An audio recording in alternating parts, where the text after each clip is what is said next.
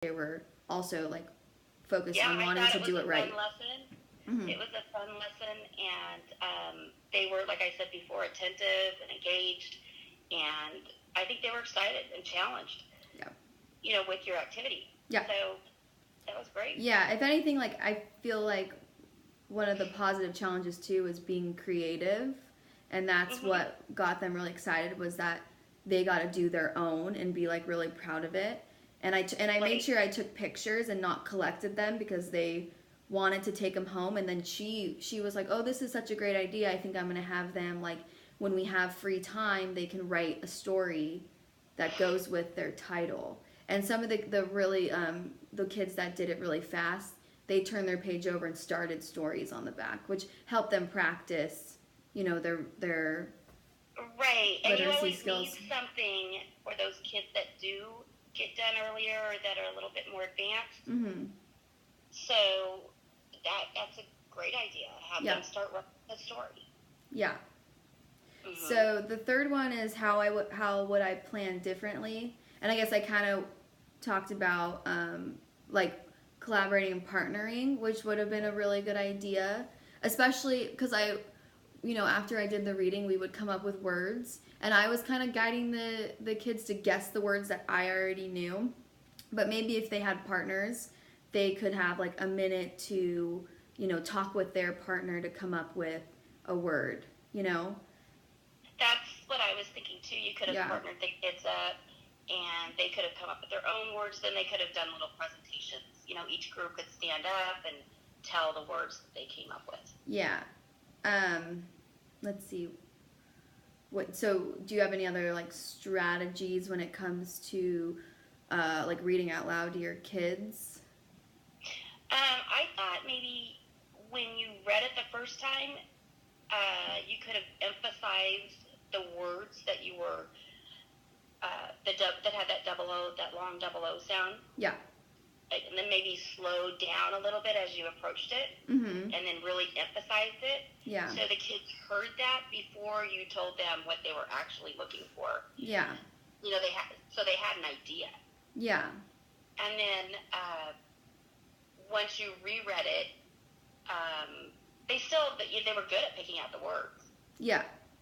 They were really good. Yeah. And little things like maybe telling them that there are other words that have that long double O sound Mm-hmm. that aren't spelled with the double O sound. Yeah, there was But one. today, we are only going to look for the words that are spelled with the double O sound. Yeah, maybe I could have made a bigger point to like get that across to them because one girl she said blue. Move. And move to blue. Yeah, blue. And blue. and I said that's really great. You understand the sound, but the spelling is different. And I feel like maybe I could have explained that better, like shown them.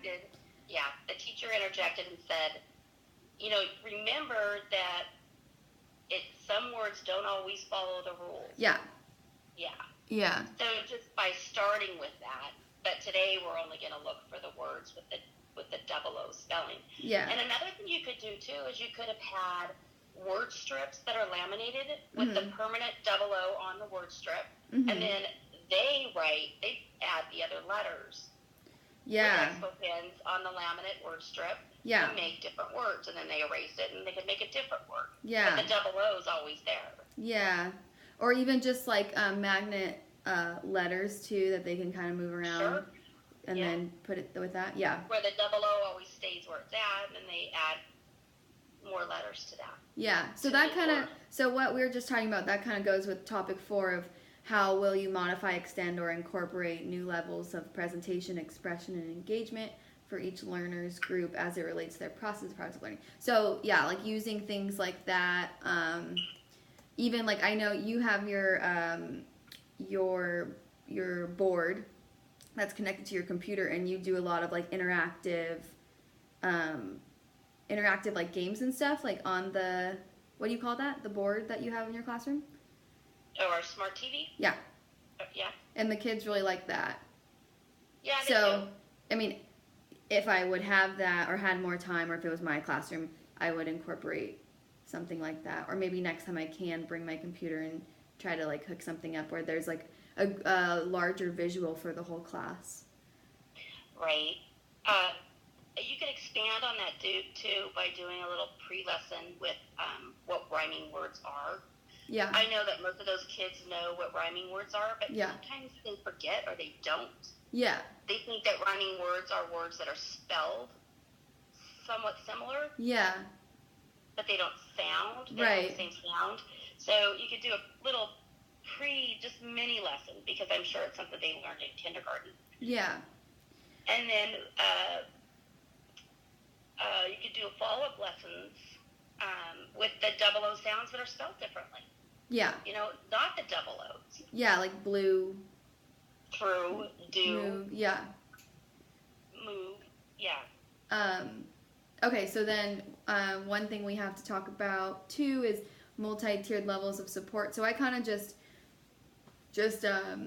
noted that there was some students that I would mark as tier 2 students, some that we talked about that would do better if they were sitting in their own like team tables, but having like a specific table of students that weren't able to spell the words on their own would have been more helpful, I think, with just like myself or Mrs. Gregg working with them.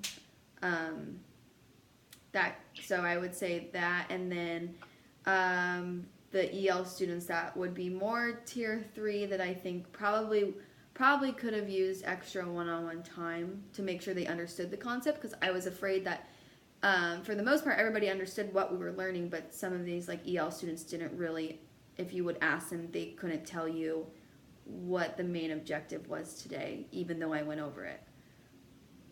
I see, right. One other thing you could have done with the EL students, if you would have had the picture cards, as you put the word down on the poster board, they picked out the picture card, then you had a word strip that said what it was, like raccoon. So they go over, they pick out the picture card raccoon, and then you tape or staple, whatever, the word onto the picture card of the raccoon. Yeah. And you bring those picture cards over to their table, so they see the picture and the word, which would have helped them pick out 2 things for their book title. Yeah. And the spelling, it's all there for them, without you having to sit one-on-one with them. Yeah. All the time. Yeah. I agree. So we kind of just, so the last topic, I thought there was 5, there's 4. The last topic we kind of already hit about, do you have any, we'll just end it with, do you have any like strategies, advice you'd want to give me about any of it, or specifically about the topic 4 of how I could incorporate new levels of presentation or expression or engagement? I thought you did a really good job. I had you. some ideas on how to elaborate maybe a little bit, and Yeah. I said before, it's hard to know what you really need to do as far as differentiating and knowing who and what your students are. Yeah. So beyond that, I thought you did a really good job. Thank you. Cool. All right. Yeah. Well, thank you for speaking with me. And I'm going to end the video.